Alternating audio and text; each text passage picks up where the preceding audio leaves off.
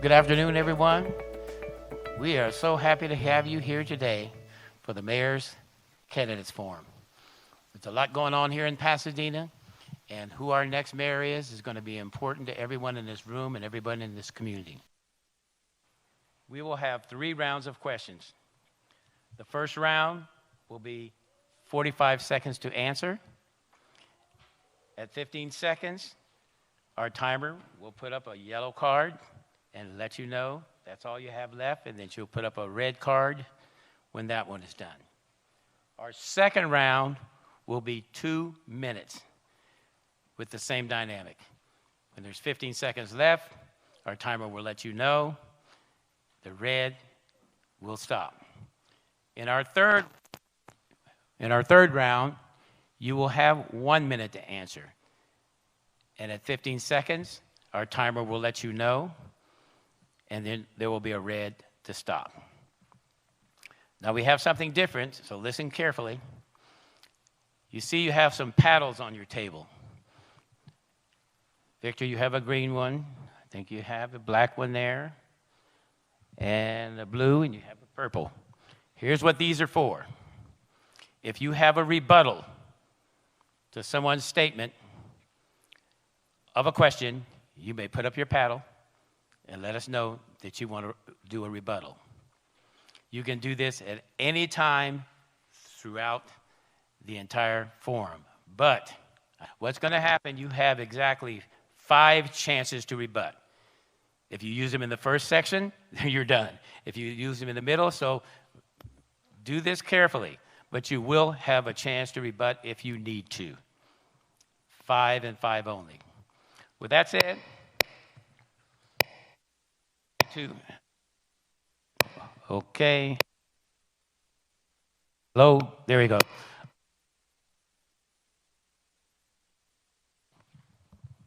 Hello, there we go. Okay, thank you. I'd like to introduce our candidates for mayor.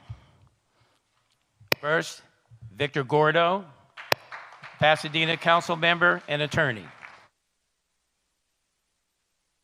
Next, Jason Hardin, entrepreneur. Next, Terry Tornek, mayor of Pasadena. And next, Major Williams, businessman and marketeer. Also today, we have a few people who will be asking the questions. So our panelists who will be asking the questions. First, let me introduce James Farr, host and producer of the Conversation.Live.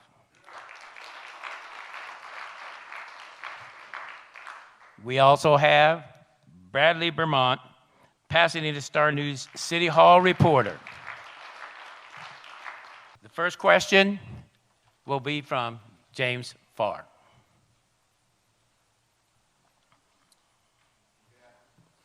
Good afternoon, candidates. 45 seconds, by the way. 45 seconds to answer. Good afternoon, candidates. When Chief Washington was abruptly resigned, it raised more questions than answers for the community. Was this process handled correctly? And if not, what needs to happen going forward? Fix this for me in a minute, but we'll start from left to right, starting with Victor, and we'll move from left to right, and the next question will start with the next person in line. So one of the concerns with this situation is it involves personnel matters, potentially. And individuals in our city, and most, if not all public employees, enjoy constitutional right to privacy. It's rooted in the Constitution, and so it's difficult to talk about for all of us that are members of the City Council. But set that aside.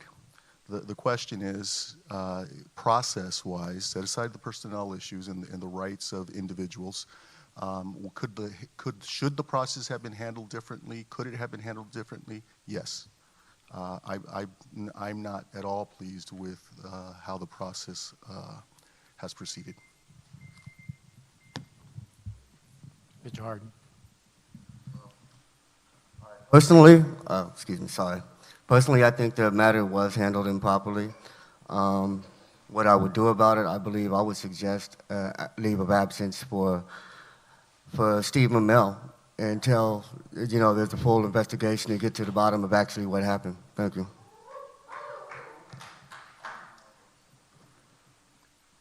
Personnel matters, particularly those for firefighters and public safety officers, are very tightly regulated, and it's a dangerous thing for elected officials to meddle in that process, because I think the involvement of the political process in hiring and firing obligations need to be vested in the city manager and our form of government. Also, I think the rights of the individual have to be carefully protected. So I think that the process has not yet completed itself, but I think to date it's probably been handled as best it could be. Mr. Williams. I would like to say that the handling of the case was, I personally feel like it was mishandled, but I do understand the procedural matter in regards to how they actually conduct business, and that's something that we have to revisit as leadership and as city council members, and also as a mayor. We have to look at the mechanisms that we have in place that allow these type of situations to continue to happen here in the city. So am I for it? No, I'm not for it. I'm against it. And always, when you're looking at how we do things here in Pasadena, there's always, in my personal opinion, ways that we could, I think from a policy standpoint, change the narrative on how we actually proceed forward. And until we change that, we won't actually, we will continue to be, continue this cycle. Thank you. I want to use all my time. Okay, next question will come from Bradley Bermont. Pasadena Unified is facing significant funding shortfalls and is closing campuses to try to cope. Despite being a distinct public body from the city council, should the city do more to help buoy its public schools, or, considering the city's new sales tax measure, is it already doing enough?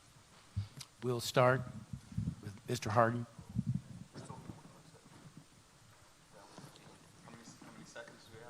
45 seconds. We're in the 45-second round.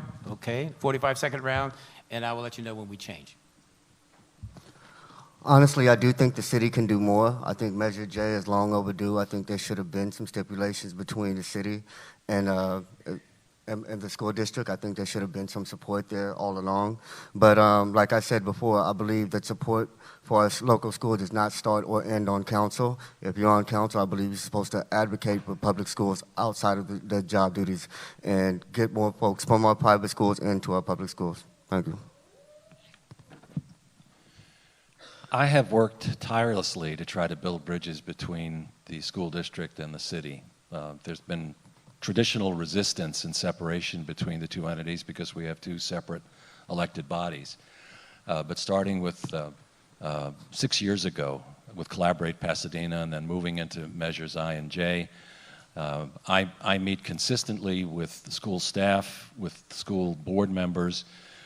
We have tried to build bridges at the staff level between the school district and the city so that there's an institutional relationship between those entities. Ultimately, it's really not about who has political jurisdiction. It's about serving our children. And so I think we have done more, and we will continue to do more as long as I'm mayor. Mr. Williams. I believe that if you do not have a history of building bridges in order to foster great relationships and networks with either our community, with the citizens, or even the school district, it's going to continue to fall null and void in regards to bad decisions and us having frustrations that we're actually having now with our school versus with our city. Moving forward as the next mayor, I will look forward to bringing new and fresher ideals to work with our school board so we can actually bring alignment to match the diversity and the affluency of our city. And it really just comes down to us not being able to connect with our school board versus with the mayor's office as well. So I look forward to that challenge and that opportunity. Thank you. Mr. Gordo. Mr. Gordo. So the history of working together goes back decades. I should remind people that it was in the early 2000s that we actually asked the PUSD to give up its police department, and we took on that charge as a city. and returned dollars to the classroom. That was the right thing to do.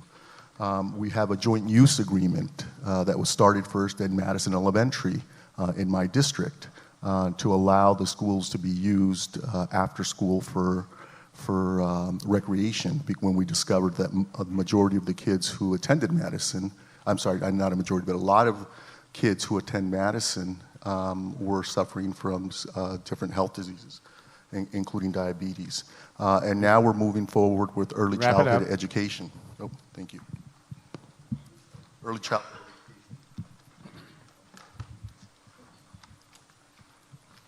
Okay, our next question will be asked by James Farr. Should the city consider acquiring any campuses closed by the school district to turn them into affordable housing or for other community-based uses? We'll start with Mr. Tornek. Thank you. We are already in discussions with the school district on both the staff and board level about the reuse of campuses that have been surplused. I think housing is a logical use in several instances, both workforce housing for teachers and affordable housing for families. And I think that we're having receptive response from the district, and the planning department is hard at work trying to understand how to modify the zoning to accommodate those. So I think there's great opportunity in those campuses, represented by those campuses, in terms of generating both income and housing. I believe there's a natural process when you have any kind of crisis in regards to affordable housing shortage here in the city. I feel like if the city is actually working on something right now, then the question begs to the expedition of it. When is it going to take place? And who do you have in place that's actually having these conversations with the school district in order to mediate that and expedite the process? What we've dealt with a lot here in the city is having either the mayor's office butting heads because they can't have a decent conversation and get things done. And so I believe that we should work with the schools and refurbish some of those for the teachers, for the extra students, and for a lot of people here in the community. And that's what I would champion for as the next mayor of Pasadena. Thank you. So I think this is a broader conversation. I think we have to be careful when we talk about disposing of school sites. You all recall the 7-Eleven committee, I think it was in 2007, that actually recommended against disposing of school sites. It's our infrastructure for providing schools in the future. And I'm very concerned about disposing of any properties that then sends the message that Pasadena has given up on public education for the future. 40 years from now, if we dispose of these properties, we'll never get them back. And so how are we going to provide public education going forward? And so we need to have that conversation. We should use some of the campuses in order to address the early childhood learning. Some of these campuses, you'll recall that a great deal, if not the majority of our kids, are not prepared to enter the PUSD to begin with. And so we need to address early childhood education. We could use some of these campuses to achieve that. Thank you. Mr. Tornek. Mr. Tornek, everyone will get a chance to respond, and then you will get a chance to rebut. Yeah, he hasn't responded yet. That's okay. Thank you. I do see the school closures as tragic, but I do also see them as opportunities. I do believe we should explore supportive housing, transitional housing, affordable housing, and take advantage of the opportunity we have. I also believe in school consolidation. I know that nobody wants to see their schools closed, but the truth is we do not have enough students to fill them, and that kind of weighs in on the resources that are available to the students we have. Thank you. Thank you. Mr. Tornek, you have 30 seconds. Thank you. Just on this issue of potential use of school sites, I sat through meeting after meeting at the school board looking at the demographic analyses and reviewing the data that they've been chewing on for a long time. The enrollments of the 30,000 plus are not coming back because demographic trends across California won't support it. And so the likelihood that we're going to wind up with more than 14,000 students in the next couple of decades makes it imperative, I think, that we make use of those sites. And there's so much excess capacity even with the remaining buildings that it would be foolish to sort of hold those in case.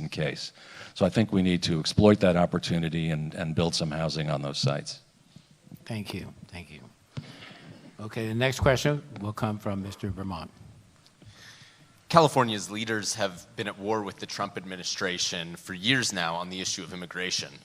Many communities have declared themselves sanctuary cities in response to the White House's hardline border policies. Should Pasadena join them? Start, Mr. Williams. So in regards to national politics, I believe that Pasadena really at the place that we are right now, we should really focus hyper on local politics. We support legal immigration. We support legality from any standpoint. And as the next mayor, I look forward to participating in anything that's legal. So if we are a sanctuary city, I wouldn't stand by that. But also, I don't think anyone up here should stand for it if they're trying to become the next mayor of Pasadena. Mr. Gordo? So this question actually was grappled with by the city council not too long ago. And one of the issues that we struggled with is, what does it mean to be a sanctuary city? What would be different than what we're doing now? I myself am an immigrant who came to Pasadena at age 4, and so I understand well the need to protect our families. I understand well the issue of not working with the federal government to enforce immigration law, because that's the role of the federal government, and police resources in Pasadena should be used to address local issues. If we want to have that debate again, I welcome it. I think that's the way we should handle these issues. But do I support working with the federal government to enforce immigration law? No, I don't. Thank you. Mr. Hardin? Well, as Mr. Gordo said, I definitely would like a clear explanation of what a sanctuary city is. But that being said, I do believe our city has already joined, because we don't enforce national immigration laws. We don't ask immigration status when police stop individuals on the street. So I think we have already joined. Thank you. Mr. Tornek? Once California declared itself a sanctuary state, I think that this discussion about the sanctuary city status really became moot. We did discuss this at the council. I agree with the position that says that the critical issue to reassure our residents is that the police department will not act as ICE does. We don't cooperate, we don't turn people over, and I think that that is the appropriate condition for the city to operate under. Thank you. Mr. Farr?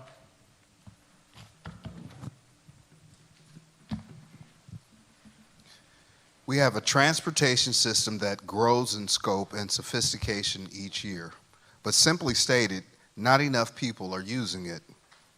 What would you do to encourage more ridership? Start with you, Mr. Gordo. So, you know, the first thing we need to do in order to encourage people to ride the local buses is do a better job with the headways, make it convenient. People will use mass transit when it's reliable and it's convenient. And so I'm asking to the staff to reassess both of those issues. But the other thing we need to do is work with the surrounding cities to connect local transit to the regional transit. And so we have to work with the other cities in the San Gabriel Valley, and we're not doing that right now. And so the second thing I would do is ensure that Pasadena is actually working with its neighbors to make our local transit and regional transit convenient and reliable. Thank you. Mr. Hardin? First of all, I think Pasadena Transit has recently done a good job at rebranding itself as actual transit for the people. You know, there used to be the Arts Bus, and I know a lot of folks were confused with that, that identification.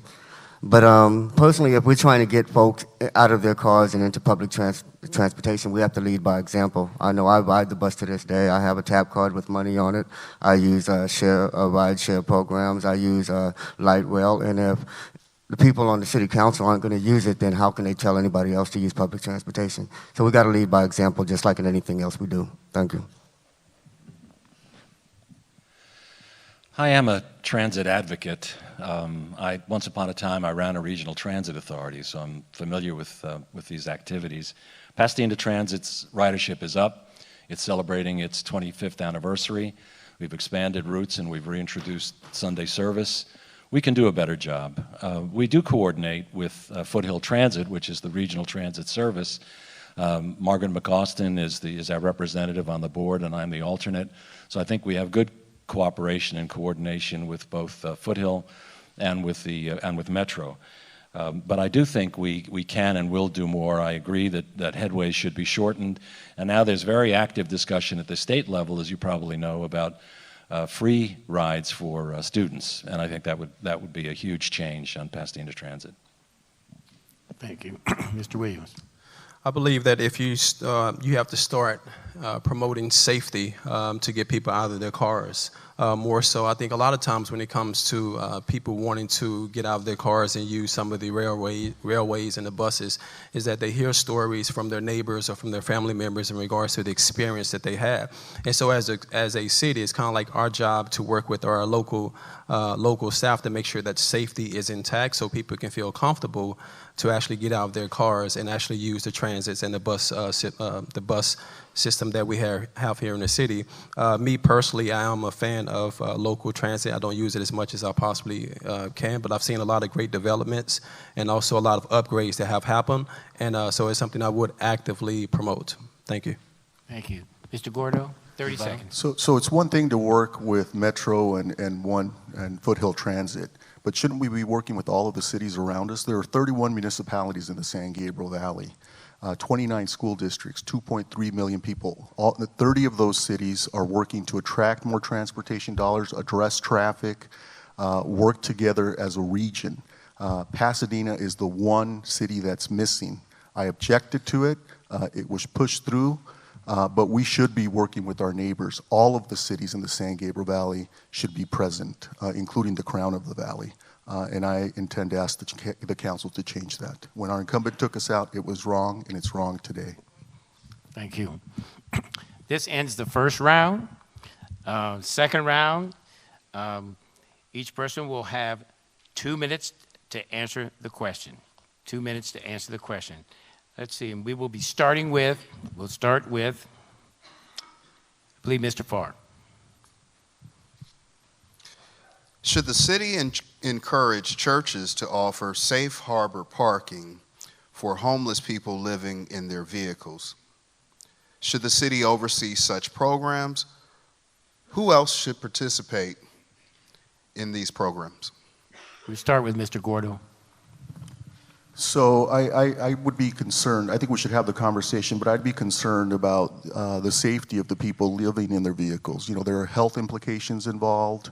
There are a lot of issues involved. What sort of infrastructure would the church provide in terms of restrooms? What sort of safety and security would be provided? What sort of services would be provided to individuals? Housing and homelessness is a serious issue, and that may be one way to address it, but I think it's a lot more complicated than just opening up a parking lot. Mr. Hardin. I do believe that churches should participate if they would like to. I believe any company, any institution that has a parking lot should participate, because the truth is, the city says, and they pride themselves on homeless counts being lower, but I don't think that's an accurate number. I think that outlawing homeless people and outlawing people living in their cars has contributed to that lower number. I think outlawing recycling centers have contributed to lowering that number. So I think they're going about the homeless issue the wrong way. So absolutely, we should have safe harbor for people living in their vehicles, and we should be mindful of also safety issues, but that comes with actually caring about them. If we outlawed parking anywhere and homeless people in their cars anywhere, then what is the city going to do to care about them once they're in the parking lot? So we just have to address homelessness as a whole and not treat homeless people like criminals. Thank you. Mr. Tornek. Thank you. The larger discussion with the churches that we've been having have to do with providing permanent supportive housing on church campuses. But I do think that we've got such a crisis situation that we should consider the idea of safe harbor parking at churches, and we have a mechanism in the temporary conditional use permit to do that. It's interesting that PCC was confronted with a challenge at the state level where they were going to mandate safe harbor parking at community colleges. PCC didn't take a position and sort of didn't like it, but they didn't really want to speak out. But in fact, they are permitting it in their parking structures on a de facto basis. So I think there is room to make some changes and use the vehicle of the temporary conditional use permit to make it possible in some church locations. I believe this is a great topic, and it's something that I've been thinking about for the last couple of weeks because it has come up in a few groups that I have met with recently. And one of the things that I said is that I would probably support something kind of similar to like a 2-year term.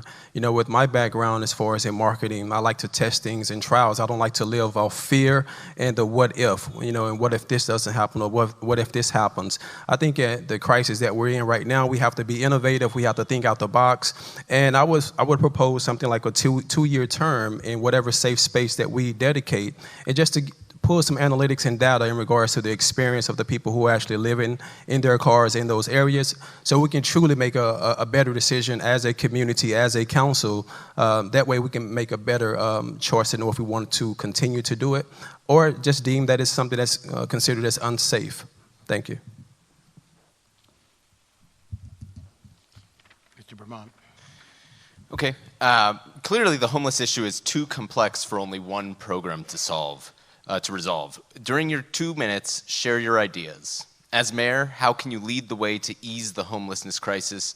And panelists, please be specific. Start with you, Jason.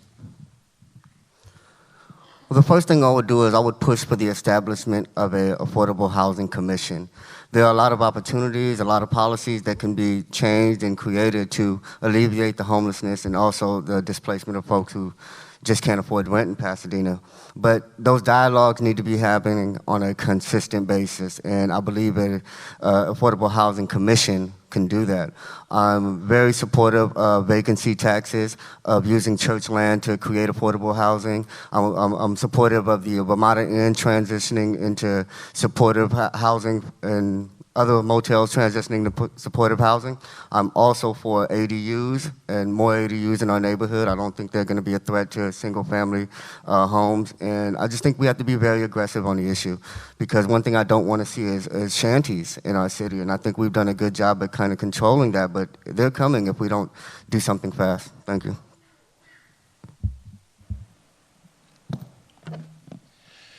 Some of the ideas with regard to providing housing and intervening in the homeless process and the homeless condition have already been discussed. I have been focused on city-owned properties, those that we control, and urge my colleagues to move on providing permanent supportive housing in the Civic Center as part of the YWCA restoration project. We've talked already about the use of school properties for affordable housing. I think that's a great opportunity. And we've also talked briefly about the church properties. There are a lot of churches, particularly in Northwest Pasadena, but not exclusively, that have surplus property that are considering downsizing in terms of their sanctuaries. And we've actually begun to have technical discussions with some of them about how they could build an affordable housing project, maintain a community room as a place of worship, so that they could maintain continuity of the church, but they may not need a sanctuary as grand as this in order to continue their presence and really contribute to the social welfare of the community. Beyond that, we have taken specific steps in terms of raising our inclusionary housing percentage to 20%, so that any project in the city now must have 20% affordable units. And we've raised the in lieu fee so that it's not an easy out for developers not to build the units on site. We've also passed the hotel conversion ordinance, the motel conversion ordinance, which I took from my experience on Link Housing, which is a non-profit affordable housing developer statewide that's been used to advantage, and I'm optimistic about the outcome of that opportunity. And I think we've heard a lot of discussion, and we already have some experience with temporary interventions with people before they fall into homelessness. It's a lot easier to keep people from becoming homeless than to then provide housing for them once they become homeless. And some very modest payments can help in that regard, and we've allocated funds to that. So I'm surprised the mayor was able to give you 2 minutes of what he's been working on as if this is an issue that just started here in Pasadena. That continues to surprise me when we sit up here and we have these professionals and they're talking to you in a sense that's saying that they have all these plans and what they voted for, but yet this is not a new issue, Pasadena. This is not a new issue. So all these plans and who you're working with and who you've been talking to, at what point do you get something done? So we're not at this point right now during another election cycle waving a flag in regards to this is what we're going to do. We have to do better, and it has to start with new leadership that can actually get things done. So I think that for a fact that we should look at the 710 freeway stub to bring affordable housing in that particular area. I also think that we should amend Measure I&J, which is $21 million a year. We should take $1 million out of that money for 1 year and start restructuring that back into the actual city. I have a plan to use $1 million a year that's going to go to rent stimulants for families that are unjustly evicted or on the cusp of being evicted. We have to begin to get creative, and the creativity only comes when you have someone that has a track record of being creative and getting things done. And so I also was talking about churches and synagogues who actually want to champion to use excess land to get to build affordable housing, to be areas sanctioned for safe harbor parking as well. So all these ideals that we're proposing, not only myself but anyone up here today, these are all ideals. I want to get past the ideals of talking about these things and finally get to the point where we are championing and cheering and congratulating each other because we actually started accomplishing something and decreasing our homeless community statistics here in the city. I'm up here not just to win an election, I'm up here to have a real conversation and to call everyone out because we're hearing the same type of rhetoric every single time that we're on these panels. I've been on this panel, just 7 or 8 panels that we've had. We have to do better. Thank you. Mr. Gordo. So homelessness and housing are interwoven. They're two issues that we need to address together. With regard to the issue of housing, I was on the council. I'm the only person on this stage who was on the council when it was actually controversial to go forward with an inclusionary housing ordinance. And I recall that, and we did the right thing. We need to also retain existing affordable housing. I did that at 1070 North Lake when Margaret McCostin came to me and said, these 114 units of senior housing are going to go to the market. Will you help me out? I did. I stepped in and I helped Margaret and McCostin and her neighbors retain that affordable housing with a loan of about $550,000, $580,000 or so to the property owner to improve it. And we need to do more of that. 6 of the last 7 affordable housing projects built in the city of Pasadena have been where the city participated, have been in my city council district, and we've been creative about it. We've gotten rid of liquor stores and replaced them with affordable housing. We've the only council district to do that. We've improved burned out buildings on Hudson, as an example, near Washington, and created a permanent supportive housing for seniors. We've done that work and we need to do more of it. We also need to prevent people from falling into homelessness, and we have those programs and we need to make it better known. And then finally, a lot of the people who are homeless today suffer from addiction or mental health disorders or dual diagnosis, both.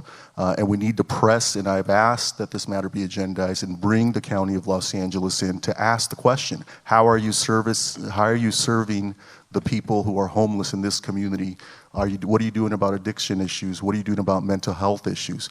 And we need to be more forceful about that. And again, working with our neighbors in the San Gabriel Valley. When my opponent was asked about leaving the San Gabriel Valley. That's time. I'll come back. Sorry. Yes, and we have one rebuttal. You have 30 seconds. Mr. Tornek. I just wanted to make it clear that we haven't just been about ideas. We've been taking serious action on the homeless front, and that's why Pasadena is one of only 2 of the 88 cities in the county that's had a reduction in homelessness. We've moved hundreds of people off the street.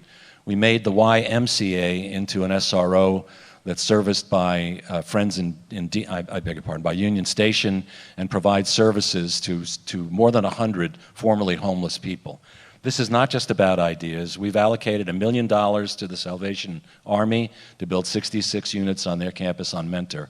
So it's not just conversation that's been happening here, it's real action. And while the problem, there's a lot more to be done, and while the problem is very daunting, we've been acting on it and having some success. It's time. So Gordo. that's right. The Salvation Army project, 64 new units, is actually in my district as well. But think about homelessness. The people who are homeless move around the region. We have to work together as a region. When my opponent, when the incumbent mayor was asked why he pushed to leave the San Gabriel Council of Governments when homelessness and housing are regional issues, the answer was those cities are smaller than us, they're not relevant. I reject that. Pasadena is not going to solve any of these issues, homelessness, housing, traffic alone. We need to get back to working with our neighbors who are working together to attract federal and regional dollars. That's time. Okay. We're going to move on here, and next question comes from Mr. Farr. Effective January 1st, California enacted the Tenant Protection Act aimed at preventing egregious rent increases for residents, but it does not include some limits. Does Assembly Bill 1482 provide sufficient protection to renters in Pasadena, or should the city take additional steps? We start with Mr. Tornek. Pasadena has its own tenant protection provisions, and we just strengthened them a couple of months ago to begin to reflect the fact that there were some loopholes. And I do support 1482 in terms of having a cap in terms of the maximum amount that rent can be increased in any given year. What I do not support is rent control. There's been some strong advocacy in the city for those that believe that rent control is what we need and what we should have. My specific experience, my life experience with rent control growing up in New York, and also every study that I've read of any value has demonstrated that rent control is a feel-good thing that actually destroys housing. It does that because it prevents people from investing in existing housing because they can't realize a return, and it discourages investment in new housing, which we need in order to increase the housing supply. So when we begin to talk about strengthening, we will continue to modify and fill gaps in terms of what we do on our own tenant protection ordinance. If there is a campaign, if signatures are collected and we have a rent control campaign, I will actively oppose it. But I think we do need to continue in terms of the context of the rest of the discussion to do everything we can to build additional affordable housing, particularly family housing, and we've already identified ways in which we can do that. Thank you. I believe if we are very serious about building more affordable housing, we're going to mediate the conversation about rent control. I, too, haven't been an advocate for rent control, but I do believe in fairness when it comes to landlords unjustly evicting tenants from their homes. I do support the Pasadena tenant protection that we have here in the city, but I do, like anything, I feel like there can be evolution. There can be more input. That's something else that we can add to it in regards to making sure that it's stronger and just make sure that it makes sense for Pasadena currently today. Oftentimes we get caught up in what these ordinances were based upon the ideology of someone who still thinks it's 10 or 20 years ago. It's really about where we are currently today, and then also having the know-it-all and the want to actually get the opinion from the actual community. I think we don't source the community enough because we have so many great minds just in our neighborhoods, in our communities, right next door to us, that have better ideas than some of the city council members that I've heard over the last 10 years being here. So it really just comes down to understanding what we have and understand that it's okay to add to it and know that we can evolve when it comes to policy and protection for our residents and tenants that are, advocating and fighting for tenant protections. So as the next mayor, I would support what we have, but also I would support evolving it. I also support 1482 as well, the act. Thank you. So we do have a tenant protection ordinance in place, and I've supported it, and I think it's important for people to be treated fairly. I think what we saw last year as an example at South Madison when a couple of landlords decided, at the urging of an attorney, to try and get ahead of the change in state law was disgraceful. And when those tenants came to city council and were told initially the city has no role to play, I rejected that. And I insisted at the city council meeting that the staff meet with the tenants to push back and enforce our tenant protection ordinance. So I think we need to monitor our tenant protection ordinance. I think we need to also put some teeth in the tenant protection ordinance in terms of enforcement. And then we need to get into enforcing the ordinance. That was one of a few examples where a few landlords were not being fair. We're trying to skirt around the law and I believe also our tenant protection ordinance. And so enforcement is going to be the key. Monitoring to see if there needs to be adjustments is going to be the key. And then also being active in the statewide discussion is also very, very important. First off, I agree with the mayor and Councilman Gordo that we should strengthen our tenant protection ordinance, keep it strong, and definitely enforce it. But I'm for rent control. I don't see it as a solution to everything, but I do see it as a preventative measure because if the next 20 years play out like the last 20 years, a lot of us are going to become homeless. Thank you. Rebuttal.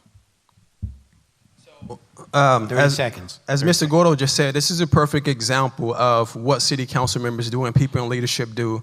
When they're talking to you, they're talking about it should have more teeth. I believe that, the gentleman said when he asked a question, be more, explain what that actually means. I think me as a resident, I'm tired of hearing that it needs more teeth or it needs more work. You as a leader, what is your creativity? What are you going to bring to the actual table? Can you describe what that is? What does that mean, more teeth to it? We need leadership that's actually going to be willing to step out and actually describe to you what that teeth would mean and how that will help you as a resident. Thank you. Time. Thank you. Mr. Bermont. Critics say the city's process to implement legal cannabis sales has been something of a tangle. As mayor, what steps would you take to ease the complications and speed a fair, equitable system into place? Do the current entanglements call for a do-over, or is clarity just a few weeks away? Start with Mr. Williams. I didn't hear that. You said one more time, the last one. He didn't hear the question. I'll repeat the whole thing. Critics say the city's process to implement legal cannabis sales have been something of a tangle. As mayor, what steps would you take to ease the complications and speed a fair, equitable system into place? Do the current entanglements call for a do-over, or is clarity just a few weeks away? I think at this point right now, there possibly could be a do-over. I reject the fact that you have 9,100 citizens who signed a petition in effort to get it on the ballot, and now you have the city suing itself with the support of the mayor and the city council members. A do-over may be possible, but I think it has to be just and fair, and it has to be a socioeconomic variable added into it. And it has to be... we were talking about this yesterday. I really think that we dropped the ball in regards to that because we basically just said that, we don't care about the democratic process. We can go and do the work in regards to saying this is what you're supposed to do in order to get things done here in the city, but then we're going to slap you back down because you didn't actually, you accomplished what we didn't think that you were going to accomplish. So in regards to the cannabis being here in the city, I think that we should allow local shops to actually exist. There still has to be parameters, there still has to be restrictions, and we have to do it with care and dignity as well. But we can't allow big corporations to come in and just push everyone out who's actually been existing here. If the small businesses are not operating properly, they should be shut down. But at the same time, as leadership, we should implement something that could actually give them the right structure for the same structure that you feel like these big corporations would have. Give them that same training, give them that same structure so they can exist, so they can thrive and take advantage of this cannabis industry that's going to be worth over 80 billion in the next 4 years if we do it correctly right here in the city. And those funds can be refurbished and reused for 100% affordable housing projects here in Pasadena for our struggling families. And I think it's important that we understand that we have to really look out and protect local people here here in Pasadena versus always, jumping ship and allowing big corporations in regards to this particular topic to come in and just manifest. So I would support local cannabis shops, but it would have to be done in the right way. Thank you. Thank you. Mr. Gordo. So I support the lawful sale of cannabis. Pasadenans have voted for it. The state has voted for it. It's the law of the land. And from the beginning, I've argued for a fair, transparent, and equitable process. And you'll recall when there were unlawful or operators who weren't following the rules, I demanded a fair, open, and transparent process and paid a pretty heavy price for it as others sat quiet. They actually came after me. Some of you will recall, but I did the principled thing and I continued to argue for a fair, open, lawful process. The current process is a mess, and I've been very critical of it together with Vice Mayor Hampton because it is a mess. The argument that we may have not complied with our own rules in the evaluation process, but we substantially complied. Substantially complied? We're not a city that substantially complies. We're a city that complies with our own rules. And I'm not convinced that we complied with the process that we set out. And as a result, I'm not convinced that it's been a fair and equitable process.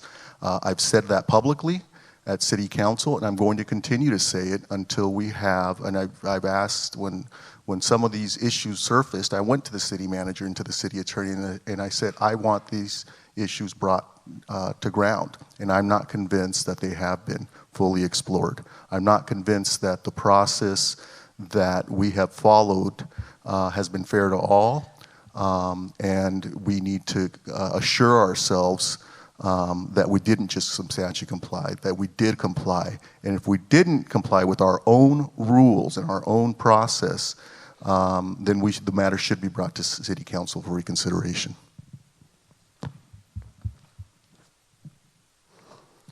Personally, I feel the process of distribution of legal cannabis has been flawed from jump.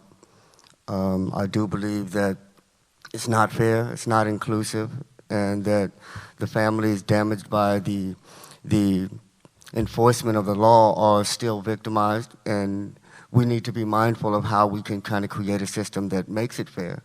And I totally supported Vice Mayor Hampton's call for a redo, if that's what you want to call it, because it's necessary. But sometimes I really feel that he doesn't have the support on council to make that happen. And if this is going to be the case, if this is going to be the process, I urge for the process to be much more expensive. I want Pasadena to be the most expensive place to run a legal cannabis business if we're only going to let rich folks take part in this business. Thank you. I think that people in Pasadena are really divided about whether having legal sale of cannabis is even a good idea. But we went to the voters, they voted on it twice, and in each case we were instructed to in fact have a limited number of outlets in the city. And so I think we need to comply with the will of the voters, and the fact is that we tried prohibition, it didn't work. We've had 34 illegal dispensaries in Pasadena, all but one are now shut down. So we see that we need to have some legal distribution. So we created a very tough process and one that was very limited. And because the number of outlets was limited to 6 at a maximum and more likely 5 or 4, it was inevitable because of the potential profits involved that they would wind up suing each other and suing us and fly-specking it and going through a process to make everybody crazy. And frankly, we spent way too much time, I think, on an issue that for most people in Pasadena is not in the top 10 of most important things that the city faces. We've had a complicated process. Administratively, it probably could have been handled better. In my observation, cities around the state have all struggled with this because of the contentious nature of the process. So I think that we've had 2 independent investigations about alleged improprieties in the process, and they both come back negative. I think to do a do-over now would be a huge mistake because I think what we'd be involved with is a whole new set of accusations and litigation. I think the best thing we can do is get the 2 or 3 open that have already been approved, gain some experience in terms of how they operate, and then determine whether we should modify the ordinance. So I'm not in favor of doing it over. I think the staff has made an honest effort. I think it's been an imperfect process, but frankly, given the conditions, I think that was inevitable. Thank you. Just a quick point of clarification. I believe it's been one investigation and then a review of the investigation, not two investigations into the process. No, thank you, Bradley. Mr. Farr, this is the last question in the 2-minute round. Some critics say that the biggest problem with the methods Pasadena has used to install legal cannabis is that officials have turned their backs on the concepts of proper social equity and diversity. Taking into consideration the legacy of cannabis sales, consumption, prosecution in California, do you agree with this criticism? What steps would you take to set social equity in motion? We'll start with you, Mr. Gordo. So one of the reasons to proceed with we're still in 2 minutes? 2 minutes? To proceed with giving effect to state law is to try and by legalizing it, take the criminal activity, take some of the violent activity out of our communities by legalizing cannabis. And I do think we missed the mark on the social equity issue at the onset.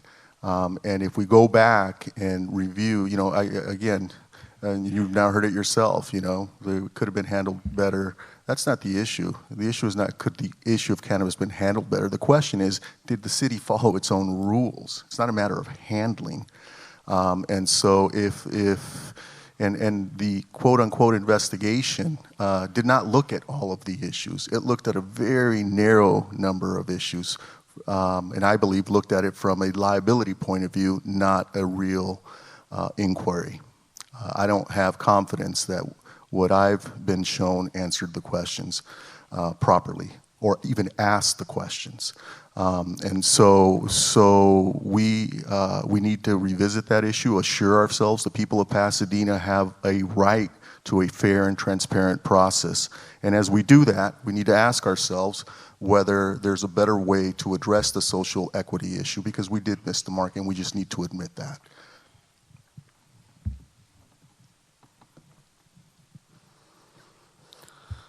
Personally, I feel the only way that we can, create any type of fairness is to redo the whole process. Just like the mayor said, I know that opens the door to a lot of litigation, a lot of issues, but that's the only way it can really be done. That's the only way it can really be fair. Other than that, like I said, I would try to make this the most expensive place to create a cannabis industry. Because, like I said, the money would actually go towards economic development in those that were affected most, in the black populations that were affected most by the legislation before. So the only way we can do it is, like I said, if we don't start the process over, we got to charge more money. And we want to charge a lot more money because it's a big business. It's a big business. And if the city's not gaining from it, and if the people aren't gaining from it, then it's a bigger problem than it's worth. Thank you. The beginning of this process, I attended the early going at the convention center. There was such a response in terms of potential interest that we actually had this giant meeting at the convention center for potential applicants. It was really extraordinary. And we went through a whole discussion at the council and publicly about what the criteria should be for selection of potential vendors, of the 6 maximum vendors we should have. And the city opted for making sure that the vendors that we would have would be adequately capitalized so that they could make certain that the public safety issues in terms of security, that the physical build-outs, that they would be adequate and not degrade the neighborhood, the testing to make sure that the products were safe and they were labeled correctly. We wanted to make sure that we had first-rate operators, a limited number of operators, but they would be first-class operators. That had created a certain amount of tension in terms of the social equity issues, and so we had a whole social equity component, which in fact I remember Martin Gordon was actively involved in arguing about, and modified that portion of the criteria to make sure that there was a social equity component to all of the proposers. We went as far as we thought we could go in terms of making sure that we had safe and capable operators. And in fact, if you look at what's happened in other communities like Los Angeles, where the social equity component was given a lot of emphasis, it's been a catastrophe. And people have been bankrupted and made promises that the city couldn't keep. The social equity component is one of those things that's nice to talk about, but if not managed correctly, can really be a disaster. So I think that I would be reluctant to redo the sort of weighting in terms of how that goes. And frankly, I'm amazed that we've got 2 questions on the cannabis issue and not more on homelessness and transportation. Mr. Williams. So I believe the process, it's probably a sound process, but I'm gonna be honest with you, even for me to be talking about a cannabis issue, not really knowing the nuances or the behind the scenes from a city council or mayor standpoint, I feel like I'm at a bit of a disadvantage. I've been running for an entire year, talking to the actual residents. I haven't been sitting down, mulling over the nuances of the cannabis issue. And I don't feel like I should have been, because like I said, from my experience talking to the community, that hasn't been the top issue or concern amongst the actual community. And so what I would say is I will focus on a social equity aspect of it. Anytime we have an opportunity to get an influx of revenue and funds, given the fact that we are where we are right now, those funds will absolutely go towards a homeless population in regards to building mental health facilities, drug facilities with wraparound services, and also focusing those funds that are captured on affordable housing, using some of the properties that the city owns and refurbishing and reimagining what those properties could be, and making sure we expedite the process. And so I too am a little, offbeat in regards to getting these type of questions, because you have to understand, as a new candidate, as a new politician, some of these questions are really not tailor-made for someone like us or myself personally to answer. I'm not behind the scenes. I don't know what the meetings that the mayor has had or the city council members have had, but what I have done is talk to you. I've showed up at your doors. I've showed up at your community meetings. I've met with you at Starbucks. I allow you to text me. I get 100 text messages a day from local residents and talking to you and hearing your plights and your concerns, and not once, probably a couple times, but was that a key issue or a topic that you truly cared about? You cared about your public schools, you cared about the safety in your community, and you cared about homelessness. Those are the issues that we need to focus on, and those are the things that I came here fired up today to talk about, in addition to Chief Portrayal Washington being fired unjustly. Thank you. That's time.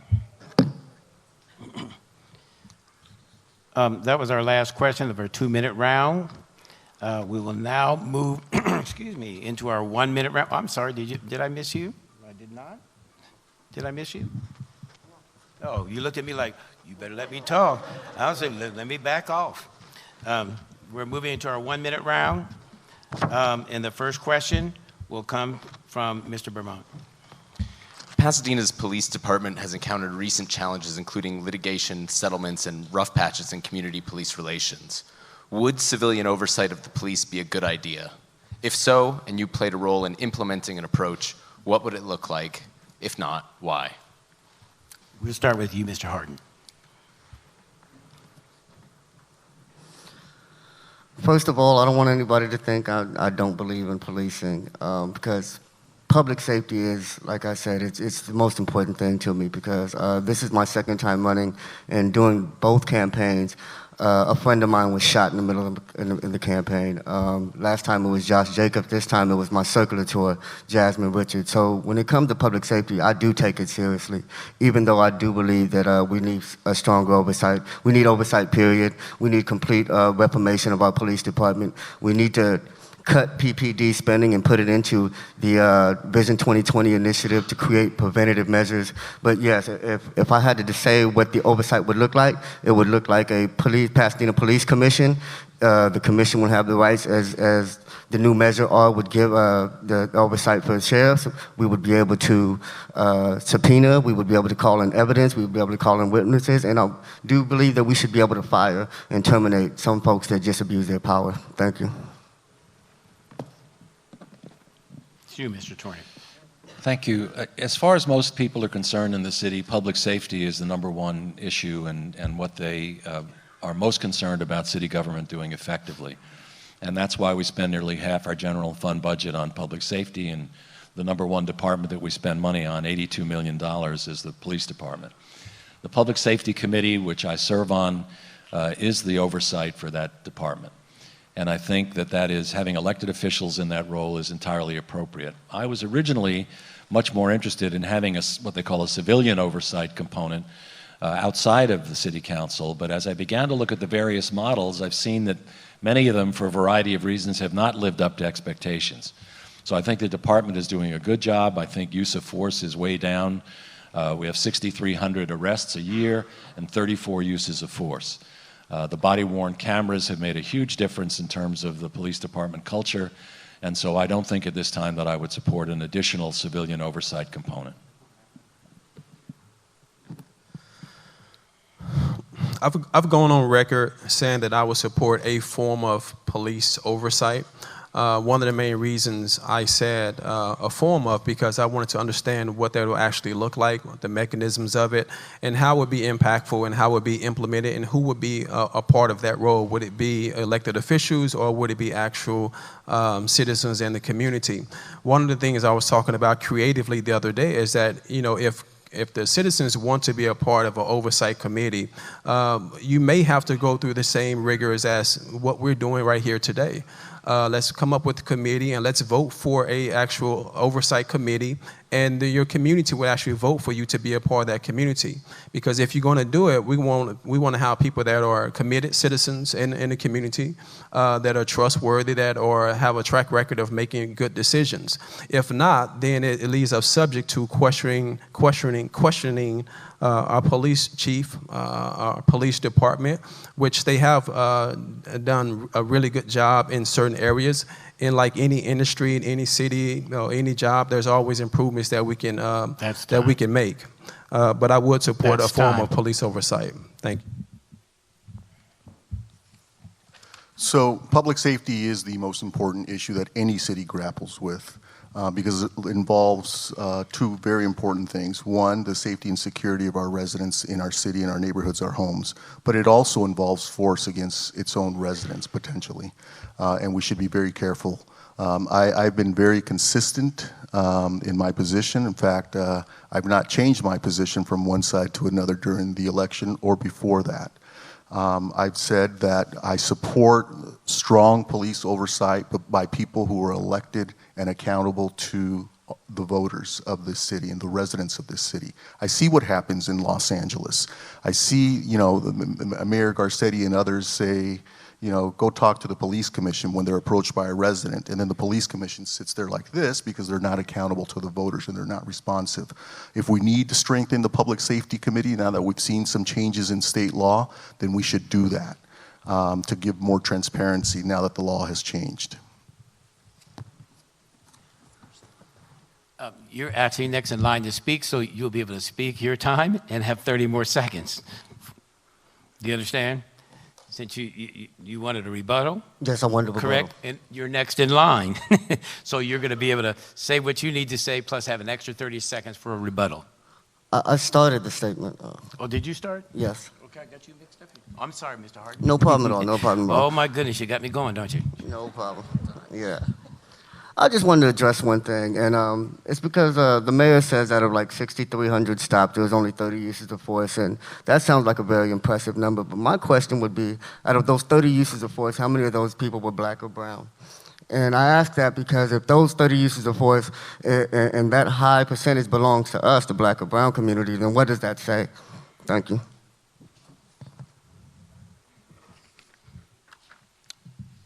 Okay, next question will be coming from Mr. Farr.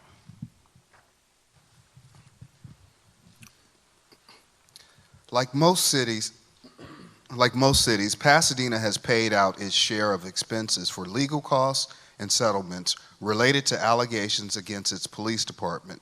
Has the city paid too much? Or is this simply the cost of engaging in law enforcement during these sometimes volatile times? Start with you, Mr. Tornek. city has paid significant dollars in settlements, and frankly, in reviewing some of those cases, the city council was reluctant to, in fact, agree to some of those large settlements. But I think it is, unfortunately, given the reaction of the public and the jury system to police cases, and viewing the city as a kind of an ATM in many cases, not recognizing that the money comes from the people.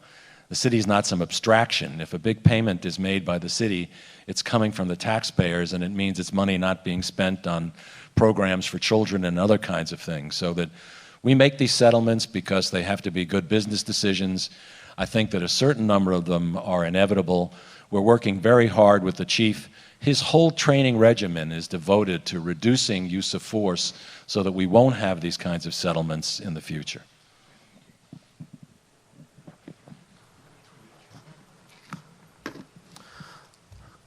I mean, just looking at the optics of it, I would say, of course, anytime you have to pay out from the taxpayers is too much.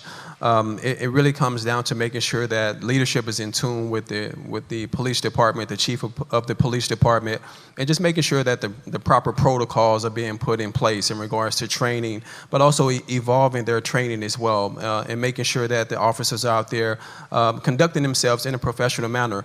And I also think that we can try to alleviate some of those issues if we start hiring locally and grooming our young kids and our young adults and our teens and our to want to participate in the police community, because I think we work better when we actually are familiar with the people that are policing and patrolling our area.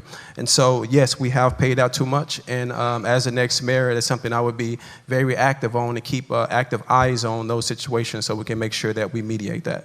Thanks.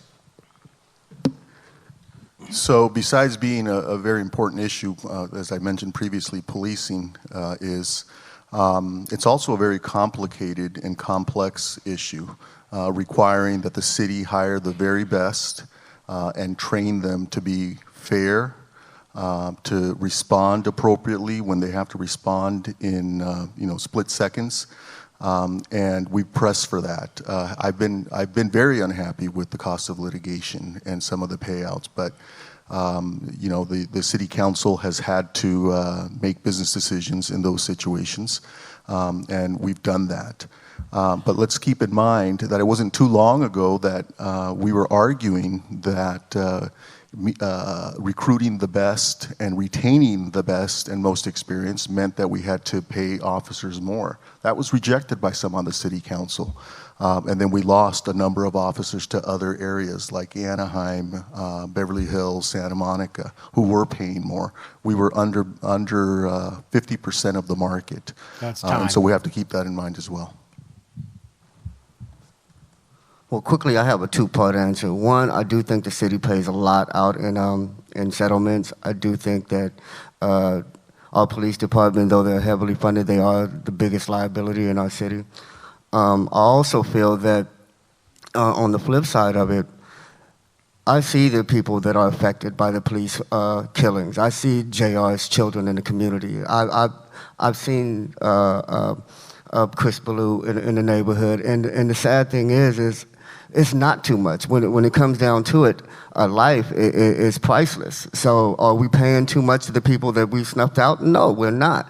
But what I think the solution should be is if the police are training these officers well, then it should be a personal liability for these officers. Thank you. Thank you. Mr. Bermont?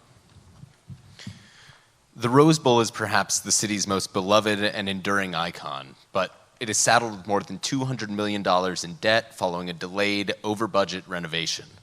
Inglewood's SoFi Stadium will soon offer another newer, higher-tech competitor for sports and concerts, and the Bowl's neighbors will continue to oppose additional events each year.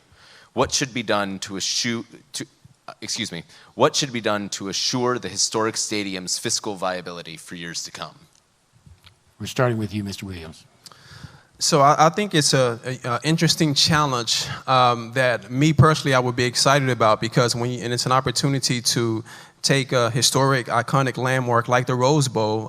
For me, you have to get excited about what you could use it for in regards to generating revenue. You know, this is a place it's known globally, and so creating revenue for an actual space shouldn't be the most difficult task, and I don't think it's as of a complex issue as some may say or think that it is. I just think it comes to finding the right kind of partnerships and the right kind of businesses that we can bring on board to actually rejuvenate it and work towards getting that $200 million debt off of our books. And it also comes, the second part of it is making sure that we have the right kind of leadership on those commissions or part of that particular of the staff that's working with the Rose Bowl commissions and the committees. There's huge opportunity. So what I would do is I would work with someone like, you know, I'm sorry. I had a great idea for that. All right, so yes, I think it's something that's easy to do. We can find some really great partnerships to alleviate the debt. Thank you. Thank you. Mr. Gordo. Easy to do, but let me say that the Rose Bowl, first off, the Rose Bowl is not subsidized by the city. The convention center is subsidized to the tune of $14 million a year, $13 to $14 million a year. We did the right thing in renovating the stadium and preparing it for competition. We got ahead of it. In 2007, when I was sent over to the Rose Bowl operating company, our total revenues were just over $12 million, gross revenues. Today, they're over $56 million. And we've done it responsibly. We've done it responsibly by investing in the stadium and preparing it for competition. And some of the neighbors recognize that. I'm very proud to have the support of people like Nina Chomsky, who once called for my resignation from the city council and the RBOC. And so we should be proud of what we've done. But it's a concern. I mean, who can tell me who's going to be touring next year? You can't. Who can tell me how UCLA is going to perform? Every time 10,000 people don't show up, we lose $500,000. That's time, Mr. When they Gordo. lose their fan base.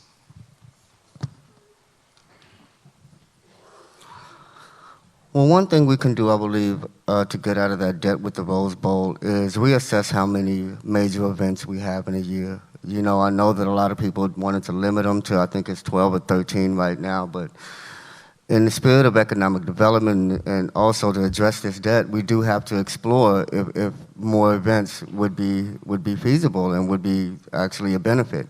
And then another thing I think that we missed in an opportunity is the renaming of the field. I think the Spikeler Field deal, I think that was a very low-ball number. I think he paid $10 million and he has it for like the next 50 years. I don't know, but it was an extreme branding bargain. And I don't think that anybody that negotiated that deal was very mindful of the long-term revenue effects that it had. And it was an extreme bargain. Like I said, we could have done better. We could have got more for it. And if not, we shouldn't even enter that deal with the renaming of the field. Thank you. Thank you. Well, contrary to what's been suggested, there's nothing easy about the Rose Bowl. I mean, the Rose Bowl does set us apart as a community, but it is surrounded by residential neighborhoods that do deserve to have a limit on major events, and that's been fought over for years in the city. It's subsidized by the golf course revenue, has been for a long time, and unfortunately, golf is declining. Larry Wilson is not enough to keep the golf course going. And so we got sort of a perfect storm in terms of how to keep the Rose Bowl in the black. I think the RBOC has been very imaginative, and Victor deserves a lot of credit in terms of trying to come up with a formula, first with the music festival and now with a series of smaller events potentially, to try to be sure that the city does not have to increase its subsidy to the Rose Bowl. It means a lot to our city, but it's a major undertaking for a city of our size to have a world-class stadium like that, and it's a big challenge. Thank you. Rebuttal, Mr. Williams. So I just want to specify, when I say easy, you have to understand my particular background. Maybe their experience is not solving problems and figuring things out. For me, like I said at the beginning, it's something that makes me excited to actually go after that and solve those particular issues. So with me, the foundation of doing anything, you have to be able to say it's easy. If you approach everything as if it's the hardest thing in the world for you to do, then that negates you from the start. So that's what I mean when I say it's easy. But I know it's something that's very complex, and it's going to take a lot of creativity and a lot of work, and it's going to take beyond what's ever in the capacity of my brain as well, too. I'm going to need help to be able to do that, those things that I'm talking about doing. Thank you. Time. Mr. Farr? Should African Americans and Latinos who were displaced during the 710 freeway land acquisition process have the first chance to buy, rent, or lease that property? We'll let them answer. We'll start with you, Mr. Gordo. So we have to keep in mind that housing is regulated, housing laws are regulated by the federal government and the state and the Constitution. So practically speaking, I don't know that we could achieve that. Should we create opportunities and provide incentives for minority communities? Absolutely. But I'd be misleading you if I said to you that we can achieve something that I know is likely in violation of federal and state and constitutional law. Mr. Hardin. Well, my short answer to that question would be yes, but it's deeper than that. I think that a lot of people who are here for the first time, they might be wondering, why is this the oldest black church in Pasadena? And that's because this used to be a black neighborhood. You don't see traces of it anymore, but it used to be. And I think if we're going to do anything with that 710 stub, a piece of it should be definitely be given back to the black community in the form of economic development, in the form of a black business district of Pasadena. If we're going to celebrate something, we just can't have a parade. If we're going to celebrate the people, the black people of the city, it's going to be through economic development. It can't just be a parade. The parade is beautiful, but it's not the end-all of how we should feel about our city and how we should feel about the black population. We need economic development, and mixed-use development and portion of that 710 stub would be a great way to do that. Thank you.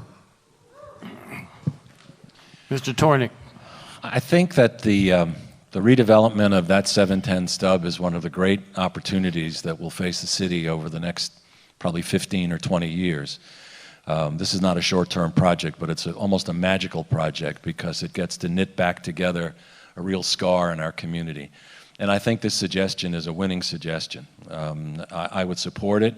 I think that there are some legal challenges in terms of how we do priorities, but I think that the historical reality of what people were confronted with in the demolition associated with the 710 and the 210, for that matter, make it imperative that we make a stand and try to make something like that happen with the redevelopment of the 710 stub. Yes.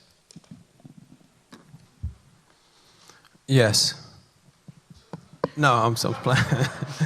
So, of course, I've spoke about this on other forums in regards to what should be done with the 710. Of course, I would want to reactivate the community and the ones who were actually displaced, the black and brown community, because at this point, we have to make sure that we are morally in place in regards to our actions. Of course, there may also be legalities that are in place, but I truly like to focus on the things more so what we can do versus focusing on the things or saying what we can't actually do.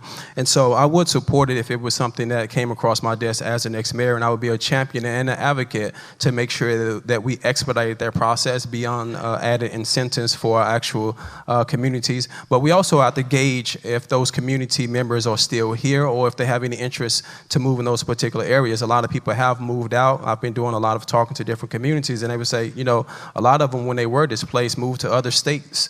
And so that's a scenario as well. But we know we do have affordable housing that we can put there for the families that are here, that stayed here or remained here. Thanks. Thank you. Since January 2019, almost 20 locally owned and operated restaurants have closed in Pasadena. This translates to a loss of as many as 1,000 jobs, as well as sales tax revenue and other losses. There are many factors that led to the closures, including high rents, competition, other expenses that limit profitability. But so far, none of these spaces have been filled with a restaurant or retailer. What would you do to stop further closures and encourage unique restaurants and retailers to open? Mr. Hardin. I appreciate that question. I think a lot can be done. The city does a good job at taxing these businesses. You know, we have the straw ban, and I believe in that, the styrofoam ban, and I believe in that. But these cost businesses, the rise in minimum wage, high rents, high sales taxes down, this cost businesses. But what the city doesn't do enough of is actually help businesses strive despite the challenges that they have to face. You know, we have a lot of data collected from tourism and whatnot. We need to leverage that data and create workshops for our local businesses and entrepreneurs to teach them how to capitalize off the events and off the tourism that we have here. And if we supported our businesses, maybe they wouldn't close, because I know that it's hard for everybody to stay here, but I think that if we do support them, empower them, teach them how to gain more customers, teach them how to tap into the brand power that is Pasadena. We have a worldwide known city, and there's no reason why the world should know the great businesses and organizations we have here. Thank you. Pasadena has more restaurants per capita than all but one city in the United States. We have 592 restaurants at last count. And so it's not surprising that there are restaurants closing. In fact, there are more restaurants that opened last year than closed. So I think that the sort of postulate that we have a crisis because restaurants are closing is misplaced. And the single most important factor in restaurants closing is competition. What is true, and what I've talked with Paul Little at the Chamber of Commerce about, is that we're losing the sort of locally based restaurants and they're being replaced by more formulaic, better funded national restaurants. And so the economic development folks in the city manager's office have been working closely with restaurateurs. I've met with restaurateurs to talk about how we can ease their burden. But I think you need to look at the whole marketplace and what's really happening in the space to understand what's happening. I believe the reality of us having so many restaurants, it truly does rely on competition. I've spoke with a lot of restaurant owners, whether it be the small mom and pop restaurants, and also some of the general managers of the chain restaurants that we have here. And the reality of it is evolution does happen, and that's why we're having some of the closures that are beginning to happen all over the city. And another reason why you're not seeing restaurants rush in, because we're not super business friendly in regards to our ordinances and the restrictions that we have here in the city. So if you combine those elements, you're going to have predicaments where you're driving by a shop that you really loved, or a cafe or a restaurant that you really love, yet that same building is still vacant 2 years later. I think it's going to take leadership to work with our local restaurant owners to let them know that we want to provide additional services. My background is marketing, so I look forward for the challenge and opportunity to help them capture a new way of doing business so they can actually exist, or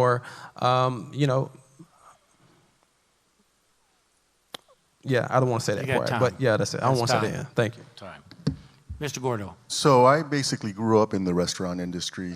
My father worked at the same restaurant for nearly 50 years, Ranchero's Mexican Restaurant. I waited tables I worked my way through school waiting tables at places like Rose City Diner. Sure, there's a natural attrition in the restaurant industry, but we shouldn't just be dismissive of concerns, very real concerns about competition. To the east of us, the Americana, to the west of us in Arcadia. And we should work with our restaurateurs.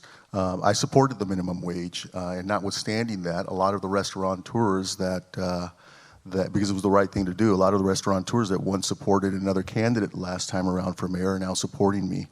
Because I wasn't dismissive. I'm going to listen to them carefully. I think we should do a better job of coordinating our business districts, as an example. We should recognize some of the very real impacts around the minimum wage, the to-go containers, workers' compensation that our restaurants are feeling. We should do what we can. We should listen and do what we can to assist them. Thank you. Mr. Farr.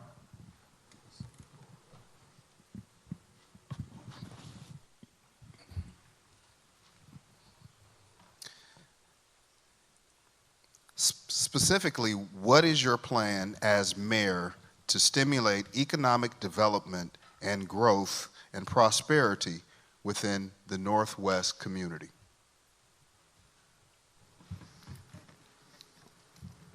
Mr. Tornek, we're starting with you, Mr. Tornek. From the time I came to Pasadena as planning director in 1982, the Northwest Pasadena has been a focus of my attention. And even after I left the city government, I worked in Pasadena Neighborhood Housing Services for 20 years to try to develop improved housing in Northwest. As mayor, I've continued to emphasize development activity in Northwest. I have worked with the city managers, economic development people. I participate in pitch meetings, talking to potential investors. We continue to look at some of the zoning issues. The Lincoln Avenue specific plan needs to be redone because it's not a realistic blueprint for the future development of that area. And I met over the past couple of weeks, I've been meeting with pastors in Northwest Pasadena to talk about both the use of their church land and other opportunities that may come our way in being able to develop, to stimulate economic development in Northwest Pasadena. Mr. Williams. So I really like this question simply because I've really been trying to find different ways to add more value from an economic standpoint, because as I've been saying on this campaign, when you focus on economics, it creates a ripple effect in regards to your actual community. Specifically with Northwest, that's kind of like why I came up with the ideal of, in my first 100 days, I would amend Measure I and J simply to subtract $1 million a year for the next 4 years to be able to use those excess funds to be able to revitalize our community. As you know, that we have this thing called community revitalization. I would like to create our own community revitalization act or plan here locally, and we have the funds that we can do it with already. We've already voted for. It's something that's already in existence. Measure I and J generates $21 million a year. $7 million, I believe, for the schools and the rest for the infrastructure. So if we created a program and said for 4 years we wanted to do $1 million, that could be economic a boost and increase for us to be able to use for an array of projects in the Northwest area. Thank you. So an investment in Northwest Pasadena in the built infrastructure is important because it not only improves neighborhoods, but it also improves the business climate. And reinvesting in some of the properties in order to stimulate economic growth is one approach that I have taken personally on the city council. When we replaced those liquor stores with affordable housing, yes, it was the residents who were concerned about the liquor stores, but it was also the neighboring businesses who said, you know, it's difficult for us to operate when you have a nuisance activity that's wrong, that's run irresponsibly. And so we need to be more aggressive in looking at nuisance properties, improving nuisance properties in order to improve the business climate and improve the neighborhoods where people live. And so I intend to ensure that the City Council makes the capital improvement investment in Northwest.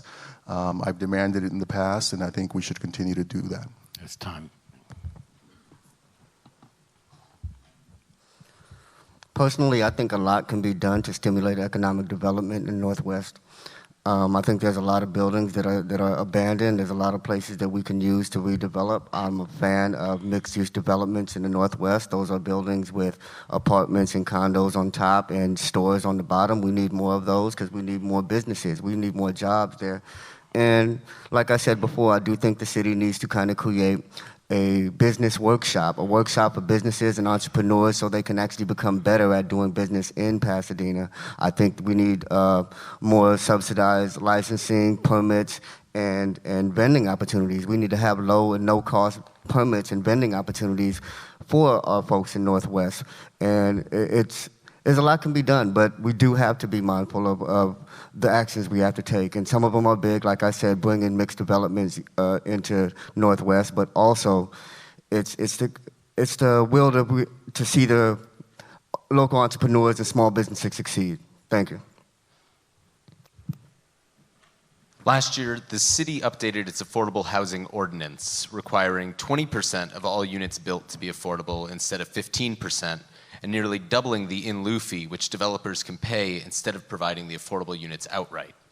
Would you favor eliminating the in-lieu fees and forcing developers to provide the housing up front? Why or why not? Starting with you, Mr. Williams. So yes, I would support it, but I would only support it for a 4-year term, simply so we can actually work with developers who are who would like to build 100% affordable housing, or housing that's going to have a capacity of affordable housing as far as 20%. I really don't have an extended answer when it comes to that. You know, the in lieu fees allow these developers to escape the opportunity for us to live in these apartments. And that's why we're in the predicament that we're in now. So yes, I would support eliminating in lieu fees, and the reason why I would do that is because we're in the predicament that we're in currently today. Thank you.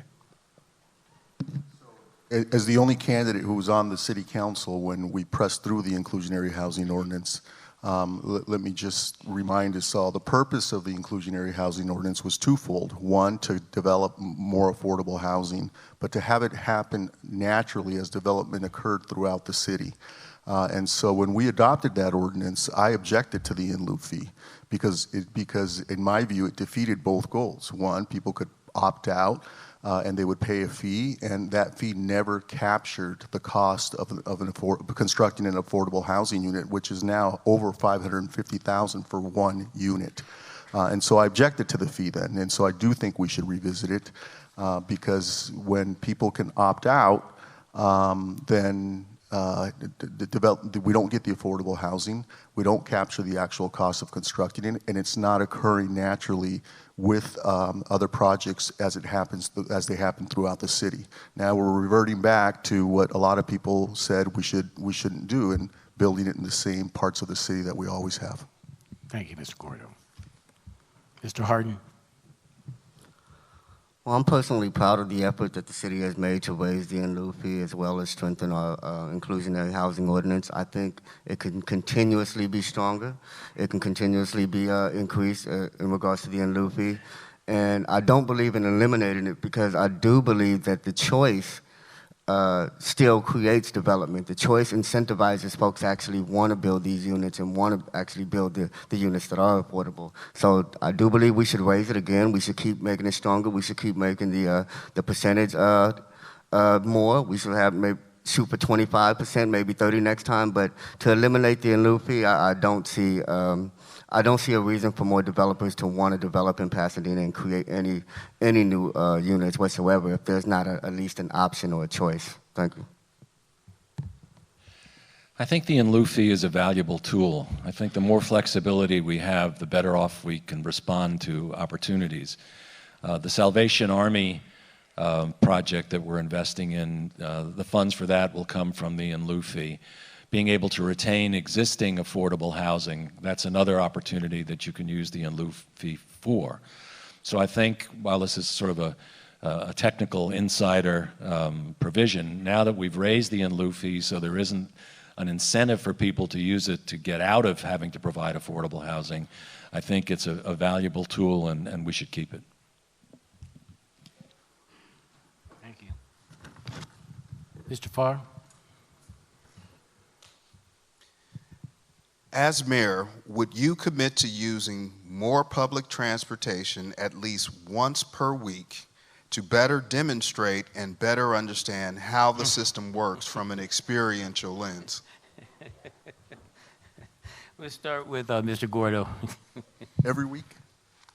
You know, I do use public transportation, but I don't use it to go to work every day.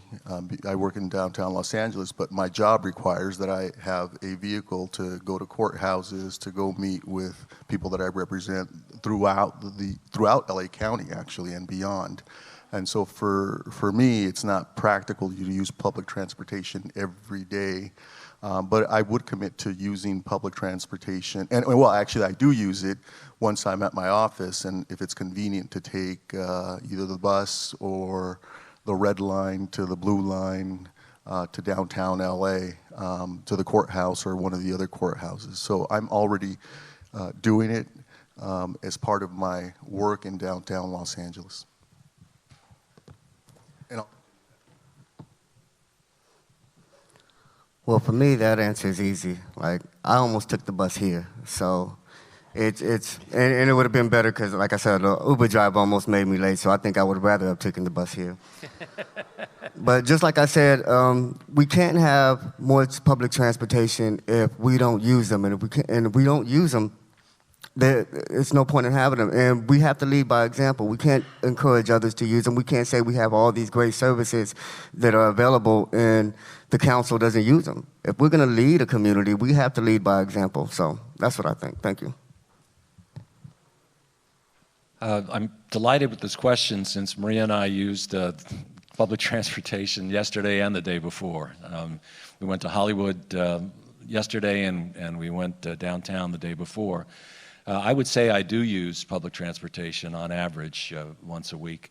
I wouldn't necessarily make a firm commitment to doing that on an ongoing basis, but I did run a regional transit authority. I grew up in New York, so I'm a transit user sort of genetically, and I am committed to public transportation.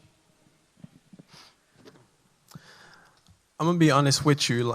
Me having kids, it makes it a lot more difficult to do a lot of public transportation because, I do everything in unison with my family. A lot of times when people see me, they see me full throttle, even my wife's mom. So that makes it a little difficult. But, I grew up on public transportation. Me and my oldest son, which is not here tonight, Carlo, we randomly just jump on a train and we go to Los Angeles and look at stars on the Hollywood Walk of Fame. But as far as making a certain commitment, I could, but I'm going to be honest with you, Pasadena is so local, hyper-local. I literally walk to a lot of different places, or ride my bike to certain places.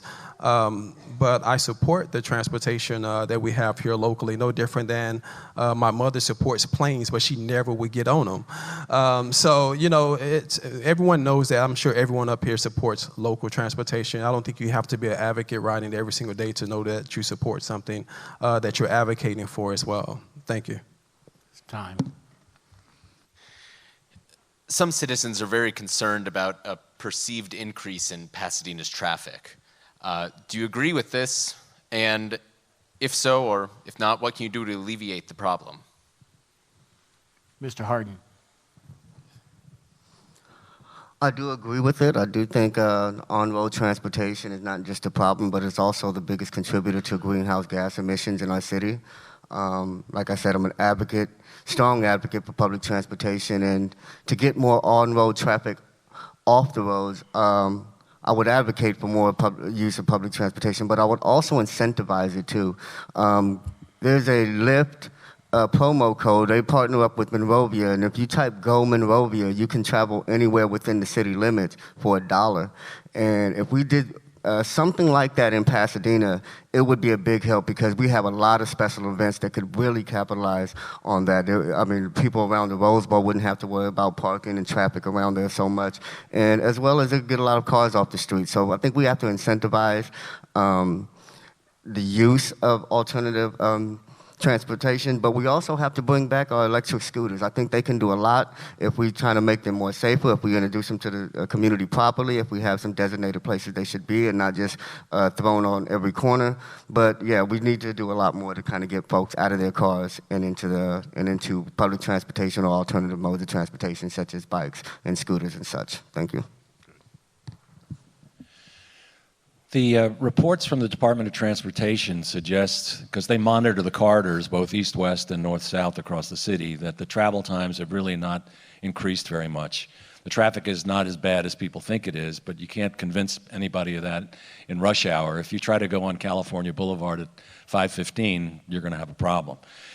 So we will continue to try to induce people to get out of their cars. But beyond that, we are making transportation improvements. We need to have smarter signals. We need to have continued intersection improvements.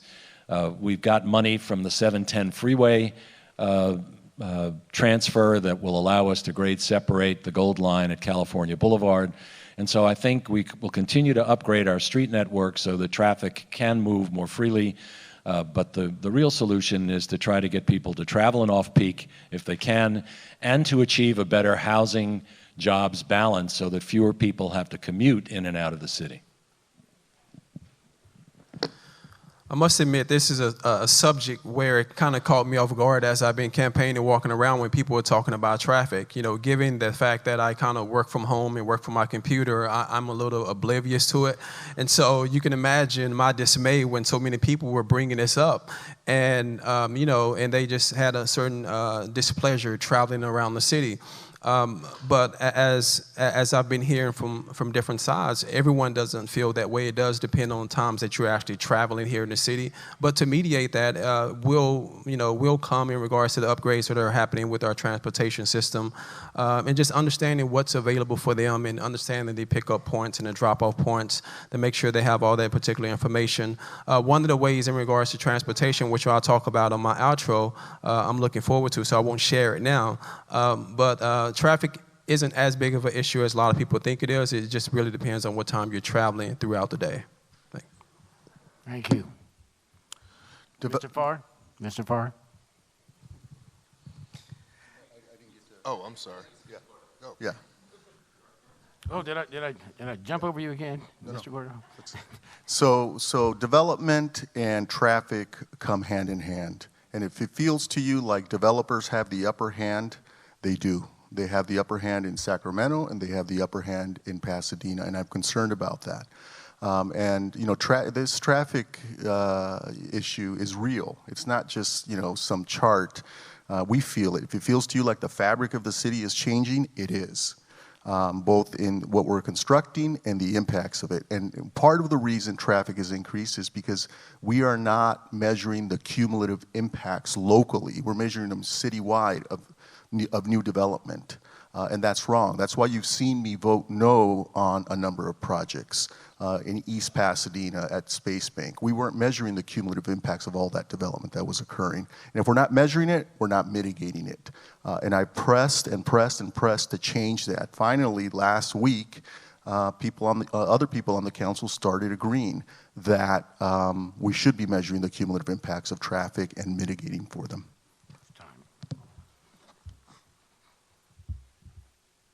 I think it's important to realize that the connection between new development and traffic is oversimplified. If you go to some of these new developments, as I have, you'll find that they have a lot of vacant parking in some of these new developments. The people that are moving into these new developments are not necessarily 2 cars per unit. Some of them have 1 car, some of them have no cars. Their lifestyle is not the same as the typical suburban lifestyle that we're used to in Pasadena. So to connect the dots and suggest that new development is what's creating the new traffic, I think is misleading. And in fact, the more people that live and work in Pasadena, that subtracts traffic from the inventory rather than adding to it. And I think we have to have a more nuanced understanding of the relationship between development and traffic. Thank you. I didn't miss anybody this time, did I? Mr. Farr. As mayor, how will you ensure local hiring on public and private construction in Pasadena is facilitated? Will be facilitated. We'll start, nope, we're starting with Mr. Tornek. We've done a lot better on some projects than others in terms of local hiring. And I think, for example, Heritage Square North did a great job. The Lincoln Properties project in Old Pasadena, not a great job. I think we have to be careful in terms of abiding by the law and not establishing quotas, but we also have to be more sophisticated in terms of how we see these jobs broken up.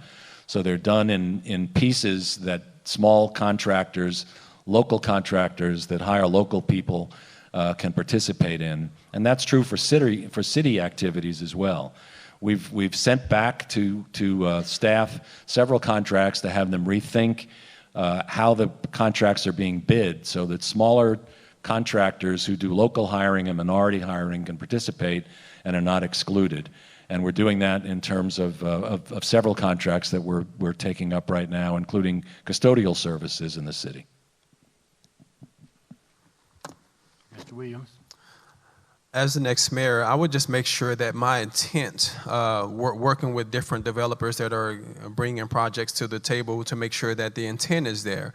Whether you can make it manifest or make it happen or not, the intent has to be there. You have to be able to bring that up, and you have to be able to advocate and push for that and make sure that this council is in unison, pushing that pushing that narrative.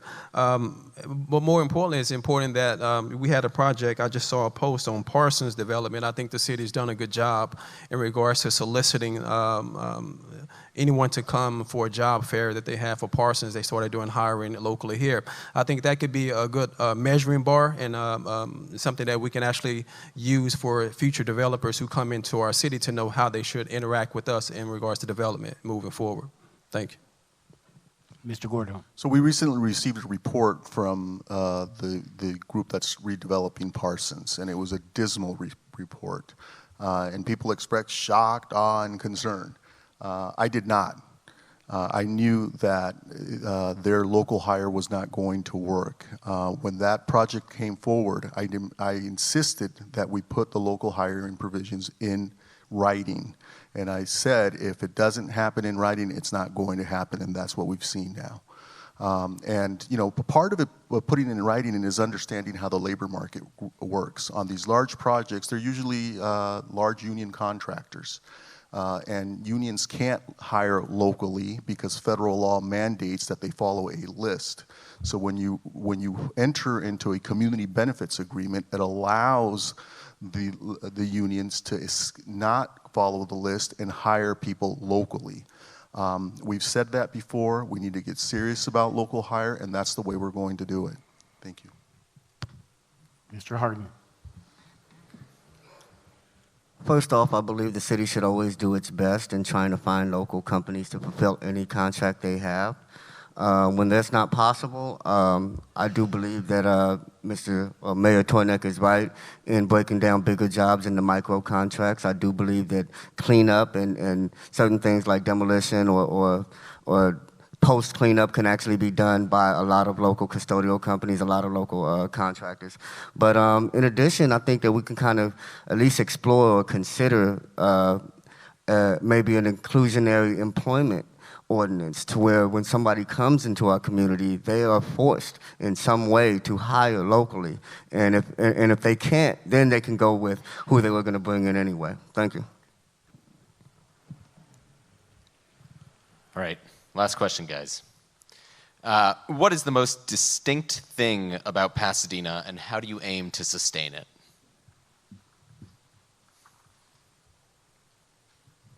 I think we started with Mr. Terry. Williams. Mr. Williams. What is the most What is the most distinct thing about Pasadena, and how do you maintain it?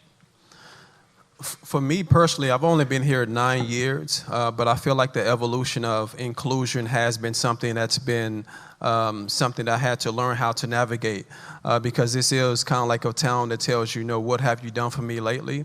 And I've actually looked at it as a challenge and an opportunity to earn my way here in the city.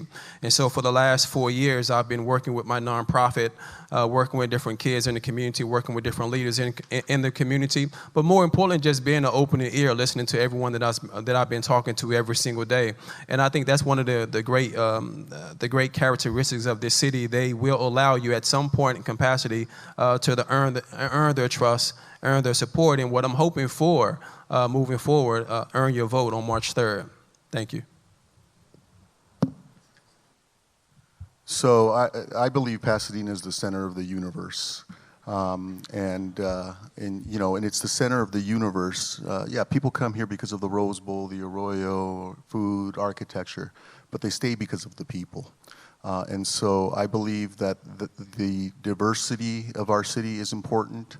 I believe that what makes us so special is our sense of place, and that means protecting the fabric of our city, protecting neighborhoods, protecting diversity, because it's our neighborhoods, it's the people that live in those neighborhoods, and the diversity that we've enjoyed that we need to protect in order to maintain that sense of place. And so I'm committed to doing both of those things. Mr. Hardin. Well, there's a lot of things that make this city unique and distinct. And, we have beautiful landscapes. We have beautiful structures and beautiful neighborhoods. We have trees. We have wildlife. We have hiking trails, we have waterfalls, we have everything in Pasadena. But what makes me love it so much is the people, you know, and that's what I want to preserve. I want to preserve the people more than anything else. And how I do that even now is by getting involved. And to be honest, I don't think we have another 4 years to wait, because my people that live in my community, they're leaving. You know, in another 4 years, the population is going to be down even more so.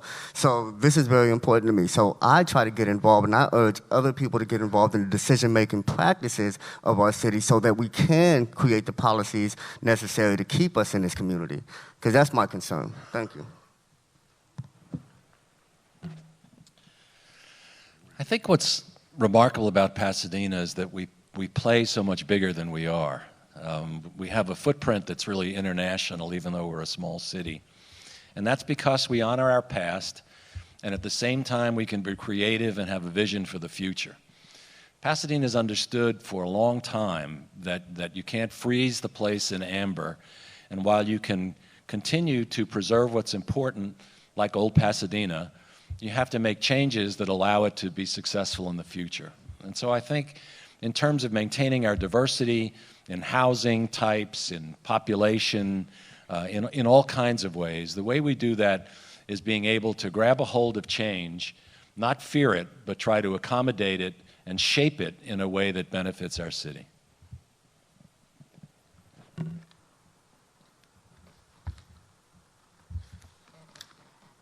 sorry, I'm writing here. I'm sorry, I was writing down here. Is that our last person? I think that's it for the questions. Oh, and maybe that's good. move to. Well, here's what we'll move to. I'm sorry, I was writing. What happened here, you guys moved pretty quickly, and so I had to ad-lib some of this stuff at the end. I went, whoa, you guys did a good job. We kept it brief. Here's what we're going to do. We're going to give each candidate 1 minute for a closing statement. 1 minute for a closing statement. We'll start with you, Mr. Gordo. So, my name is Victor Gordo, and it's humbling to me to even stand before you and ask for your support for mayor, given my life's history and experience, and I'm honored to do that. I've dedicated my life's work since I was 18 years old to improving Pasadena for the people of Pasadena. You've watched me serve as a field representative. You've watched me work in the summer youth employment program, putting kids to work. You've watched me work at day one, bringing kids together for better opportunities. And you've watched me as a member of the city council work to improve conditions in our city. As your mayor, I believe I'm best positioned to bring this city together to work as one. Whether it's East Pasadena, West Pasadena, Southwest Pasadena, Northwest Pasadena, I believe I have the trust of people who live in all of these neighborhoods, and I commit to you that I will work to ensure that that this city is working together to solve complex and difficult issues. Thank you. Mr. Hardin. I just wanted to say that I'm not running for mayor because it'll look good on my resume. I don't like public speaking, and there's a lot of parts of this that I really don't enjoy. But to be honest, I'm up here because I feel I have to be up here. I feel nobody up here represents what I care about. Nobody up here connects to me and my community. And if I'm not here, who would be? So that's my reason for being up here. You know, I'm not here to run for the mayor to represent the city of Pasadena. I'm here to run to represent the people of Pasadena. And if you guys give me a chance, I know I can make changes happen quickly. I'm young, I have the energy. I've showed what I can do on the council, or at least on the commission, and I want to bring that to council. And if anybody wants a yard sign, I have them. If anybody wants to replace the ones you have, I have them. Thank you. Mr. Tornek. Well, thank you all for hanging in. I mean, we've answered, by my count, 21 questions, and I don't see anybody dozing, so I'm impressed. It shows the level of commitment that people have to this city. And I've learned that in my almost 40 years in Pasadena by visiting places like this. The last time I was here was for a prayer breakfast, and every table around the breakfast prayed for me, and that was an experience that I enjoyed very much and can make use of. I hope that over the past 5 years I've demonstrated that I care deeply about Pasadena and that I've done a lot to preserve what's wonderful about Pasadena. But I also have a vision for the future of Pasadena, which I hope has come through to you tonight. Pasadena can continue to play above its size, to be a diverse city, to be financially strong, safeguard its neighborhoods, and pursue sustainable progress. And I hope that on March 3rd, you'll give me an opportunity to continue that work. Thank you very much. Mr. Williams. Thank you. I'm thankful to be on this platform, to be able to share in front of you all today. What I would like to do in close is just share what my first 100 days in office as mayor will look like. I will introduce financial literacy, wealth creation, and credit repair programs at the Jackie Robinson Recreation Center. I will also present an amendment to Measure I&J, which would propose a $21 million, repurpose $21 million and allocate $1 million per year. For those funds for the next 4 years, those funds will be reserved for special economic hardships within our communities, for women that are subject to domestic violence, and funding source for unjust rental evictions. Third, I will present a real-time digital dashboard that would display the city budget and the allocation of our funds. So for the first time in history, Pasadena officials can champion real transparency or continue to kick the can down the road, so to speak, as to what I'm proposing is impossible. It has been said that mayor is an extension of former mayor of 16 years, Bill Bogart, and Victor Gordo is also an extension of Mr. Bogart, hence his endorsement. Yet, some seem to believe the only candidates eligible to lead our city are the same individuals in our city. I look forward to earning your vote March 3rd, Pasadena. Thank you. Thank you, Mr. Williams. No, 1 minute. I want to tell this was our last question. I want us to thank all the candidates for being here and hanging in. This was a long amount of questions.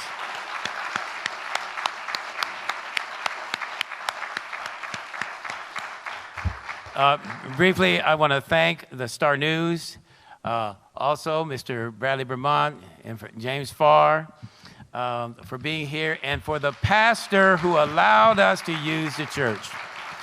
We will have a short meet and greet next door. I invite you all to stay. Hopefully all the candidates are not tired of us yet and want to talk to us a little more. And so we'll see you next door. Thank you all for coming out.